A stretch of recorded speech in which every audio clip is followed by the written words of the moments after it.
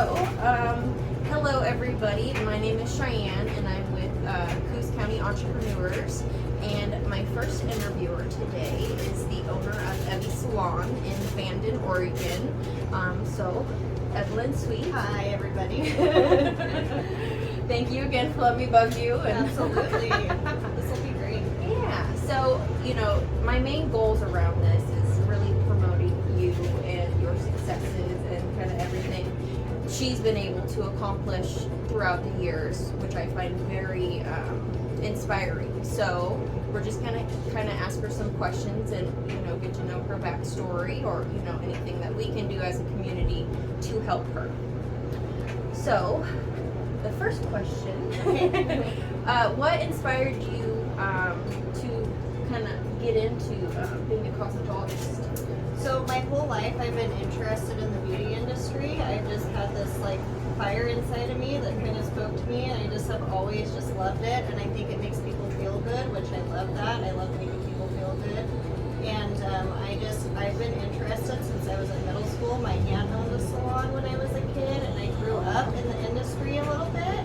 So I think that just seeing her and watching what she did and just being in that just made me want to be a part of it all. And so I decided when I hit high school that that's for sure what I was going to do. So I started trade school when I was 18, and I've been at it ever since. Love that. Yes, I love that. How have your priorities changed kind of from when you first opened the salon to now, owning? How long have you been in business? So I've been in the industry now for 13 years, and I started just fresh out of high school. I've been at it the whole time. I haven't had any ideas of when I would change my career, what I would change it to. I've had some thoughts about it, but as of right now, I worked for somebody for so many years, and I thought, well, I really think that I could take this on myself. But I also had some tragedy. I had a business partner that I went into business with, and he passed away tragically. And it was very suddenly, and so basically from there on out, I decided, well, am I going to grab the bull by the horns and move on and keep doing this? And can I do it on my own? I think I can. And so I decided that that was going to be my stepping stone. It's amazing how things can happen in your life that drastically change everything, and it can be very hard, but that is what creates a stepping stone and the building blocks for something new and beautiful to come out of it on the other side. So I started doing my research, and I decided that I was going to buy a building, and I didn't want to rent anymore. I don't like renting and dealing with landlords and wasting my money. And in the industry, you have to invest your money right, because there isn't a retirement. You don't get 401k. You don't get anything like that. So you've got to build yourself up to where you can make it happen for yourself if you ever want to retire. So I decided, well, I'll invest in the building and I'll make this purchase, and then that will help be my retirement plan for the future. And here I am now today, and making it happen, even through COVID and everything. It's been able to work, and I'm very blessed to have a supportive community here and all. But so here I am. I know. You've been doing amazing. Thank you. And that's another thing. I didn't write that down, but going through COVID. So how was that for your business? So the state forced us to close. It was a 4-month closure, which was tremendously hard. I mean, and it has been for everybody. I think over 100,000 businesses around the United States have had to shut down because of COVID. And the state has offered all this money up to everybody, and they say, oh, take this money, we're gonna help you. But there's so many people that didn't receive the help that they were promising. Luckily, I was able to get back pay from unemployment, but it took months, and it took fighting, and it took so much work. The SBA, the Small Business Administration, the government offered up to small businesses pandemic insurance, but it's owed back to them. So unfortunately, we are not like the bars and the restaurants and everything where the loans were forgiven. We actually will know that they're not going to get back all that money that they gave us from the start to help us get through the pandemic. I did not know that. Yeah, Oh it's my gosh. crazy. So that is a little bit of a hardship, and it's something that we don't have to start paying back till 2022, but that's just right around the corner. Yeah, a couple weeks. And you know, people don't realize the impact and how much it really costs to run a business that seems so simple. It seems so easy, but every little thing to keep the doors open and the lights on costs money. And so it definitely was a setback for sure. And then also on top of that, me getting COVID and being out sick for as long as I was, that impacted the business as well. And there was no help when I got COVID. There was no PPE left. There was nothing. So it's definitely affected the business, but somehow we managed to pull through. I've had a lot of help, and I have a lot of supportive clients and customers who love me, and they just want to see me do well. And if it weren't for them, I don't think we'd be here right now. But I am so blessed to have so many supportive people in this community, and I couldn't do it without them. So Yeah. that's basically about the gist of it all. So yeah. Oh, good. Yeah. I love that. And I love that answer, and I love to know, the community was able to help support you through that. Because I think that's a kind of really crucial thing, especially for small towns, is having that community support and helping you get to your goals, or even be able to pay your own bills at home. Since you are, the owner of this business, there's no one else to do it for you. There is no one else to do it for you, and that's another thing, is that when you take something like this on and you're the sole proprietor, everything falls on you. People don't realize that. People don't realize what that takes, and it's a lot. But it's a beautiful thing too. It's a profound thing to be able to create something awesome and say, I did this and I did it all on my own, and I'm very blessed to have the opportunity to, continue to make it happen, and I couldn't do it without all my awesome customers. So, and the community, all the businesses in this community have suffered through COVID, and we all have to be there for each other, and we all have to build each other up through this, because it's been hard on everybody in one way or another. So, Yes. but we're making it through. That's all we can do, right? That is true. Yeah. Yes, and you're rocking it. Thank you. Alrighty, so, what advice would you give someone who is maybe thinking about opening up a salon, or even just opening up a business in general? So I think the biggest part about opening up your own business and owning your own business is you have to really keep in mind that it's 24/7. It's going to be constant work. You have to have a lot of good, strong responsibility behind you, and you have to have a lot of motivation, because people don't realize that, it's not just a 9 to 5. You don't get to show up and leave when you feel like it. After hours, there's always work that needs to be done. 24/7, there's things that need to be done for the business. One thing I can say is, I think it's so worth it, and I think that trade schools especially, are a wonderful thing. I think that we need to really push our youth into more trade, because it's kind of a dying breed. I mean, right now, I've been trying to hire a nail tech for almost a year, and there is not one in the area at all. And so I would love to encourage the young people to find something that they love doing, to do their own thing, to be a boss, to be, one of those people that people call upon and say, hey, I need your help, I want your service, you can provide this for me. And, it's not just a 9 to 5, it's not just a minimum wage job. There is so much success that can come from it, but it does take a lot of, strong hard work, and it takes a lot of, endurance through the hard times and the times of the bad. But I think that ultimately, if we could get some more schools opened up for that kind of thing more locally, I think the closest schools for trade are in Eugene. Any kind of trade schools are in Eugene, Medford. I actually worked with Southwestern Oregon Community College for almost a year to try and open up a beauty school here. And we pulled from every resource we could possibly find. And Southwestern Oregon decided that they didn't think that there would be a big enough cut to want to open one up, because they were actually going to fund it.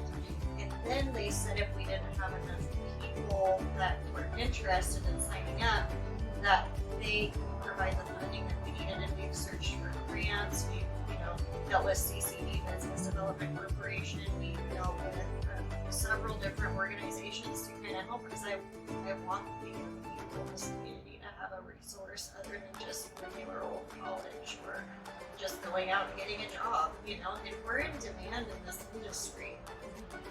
There are not enough stylists, there are not enough nail techs. And right now, the young lady that's working with me, Kalli Hernandez, she's in beauty school in Medford, and she drives back and forth every week, which just shows me how motivated and amazing she is, and it's so good to see that, you know. I would have to say there's so many girls interested. She did a post a while back, and she got, I think, like 30, 40 people hitting her on Instagram and Facebook asking, when is the school going to open up? Is there going to be a school? We heard a school's coming, you know, we'll sign up right away. So, wow, I don't understand why they won't fund it, but it'd really be something that I would be willing to continue to push more in the area, or any kind of trade or apprenticing for that matter. I think it'd be wonderful. Or just being a self-employed person, being your own boss. I mean, we all have it in us and really do that. And I think everybody deserves an opportunity to, and I'd like to help be a part of that. So, what do you use for like marketing and kind of getting your business name out to consumers? So honestly, social media has been on the greatest thing since popcorn to come out for people, and it is all free. You can market yourself so much on so many different platforms. You don't have to pay anything. They have options to where you can pay to boost your, you know, marketing or get your name further out there. I've just done simplistic stuff over the years. I've done newspapers, local newspapers. I've done like the coffee break, which is like a little brochure that they give out around town. There's one called the Bandon Buzz that I recommend for people starting out. I really think that there's certain people that still don't have the technological advancements to be able to use social media. So you still want to get yourself out there in other ways. Radio broadcasting is a really good one. I did that a long time ago when I was first building. Now, luckily, I'm pretty well established, so I don't have to do too much advertising at this point. But I think for starting out, or if you're really trying to promote yourself, those are the recommendations that I have. And the nice thing is if you are starting out and you own your own business, all those little things are tax write-offs for you. So any little investment you can make like that to promote yourself is really helpful. And then it also helps you, you know, at the end of the year too. There's a lot of great resources for people out there locally, and even, you know, beyond. I don't know, I haven't really tried anything else, but I think that's about it. I think that's all I've tried, and it seems to have worked, and I've gotten my name out there. And for older people, you know, they're not really into the smartphones too much, and they're not really into the social media, so I think just old school marketing with newspapers and broadcasting through, you know, radios and different things like that can be beneficial as well, and then also with the modern age stuff too, so that can be helpful. That's what I've always done, and it's worked really well for me, so that's what I would recommend. I think it's good that you kind of touched on, you know, kind of still keeping the old school advertising methods, because so as a real estate agent, I always get calls from these people, oh, you need this newest technology, oh, I'm going to help you in this area, but I don't think a lot of people understand that a lot of, you know, the consumers in this area love that traditional marketing, the brochures, the smaller newspaper. communities appreciate that, they really do. Yeah, they don't want to be bombarded. And a lot of times they're just trying to sell you, the marketing companies are just trying to sell you, like Google, you know, advertising or different marketing platforms. They just want your money, and I don't know if it's really that beneficial for your business. I think a lot of it is overrated. I think so too. I honestly, I hate Google. I will say that till I'm blue in the face. Yes, they've really, I'm not happy with anything that they've offered. And I think a lot of people really do well with having websites. I know that that's another thing. I've had people try to set one up for me, but I'm so busy that I'm okay with not having one. But I think with certain businesses and certain industries and stuff, I think the websites can be very beneficial for people as well for marketing. Yes, definitely. Yes, I actually built mine for free on Wix.com. Good job. I know, it's super simple too. I didn't realize how simple it was.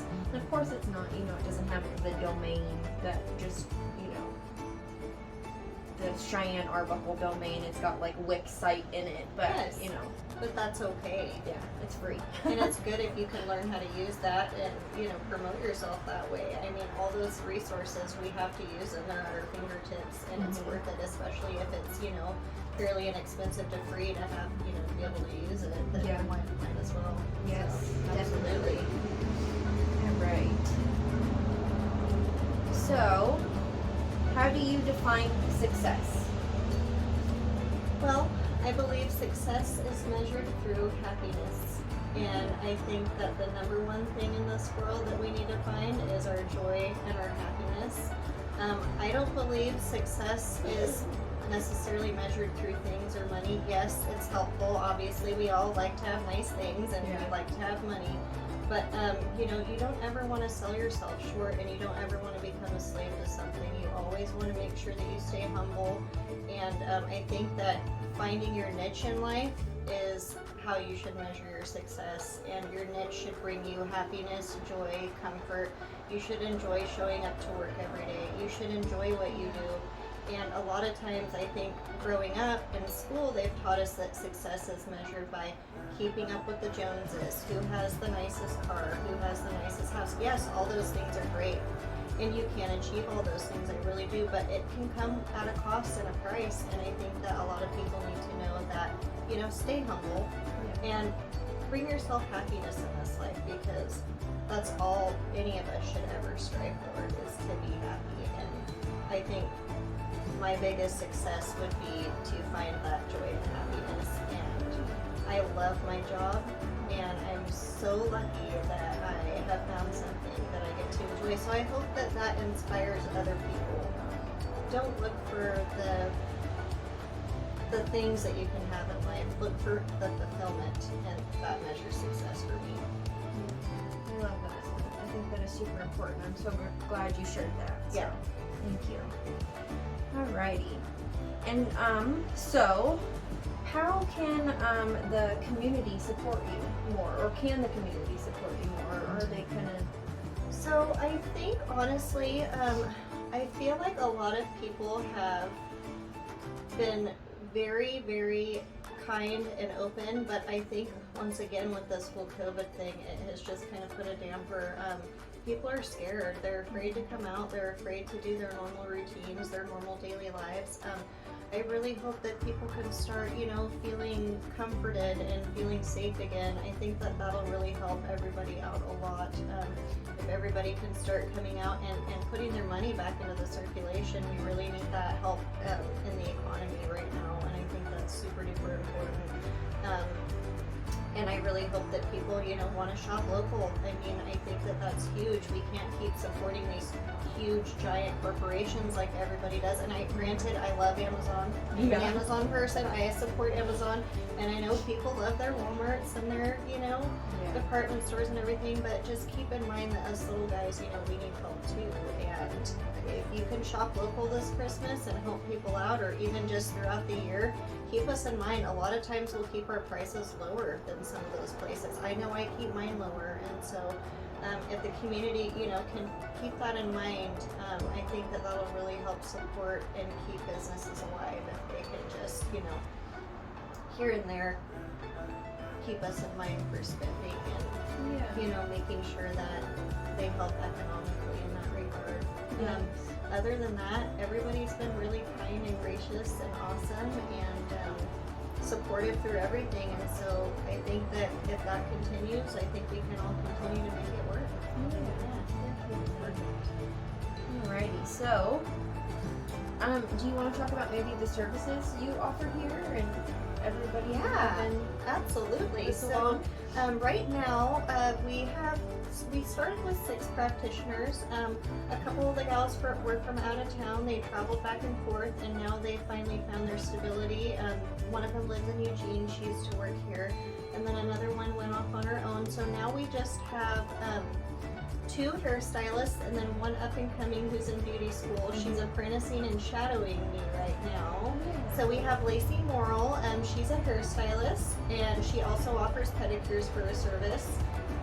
I offer strictly waxing and hair. I am licensed to do everything. I'm an esthetician. makeup artist, waxer, nail tech, Holy moly.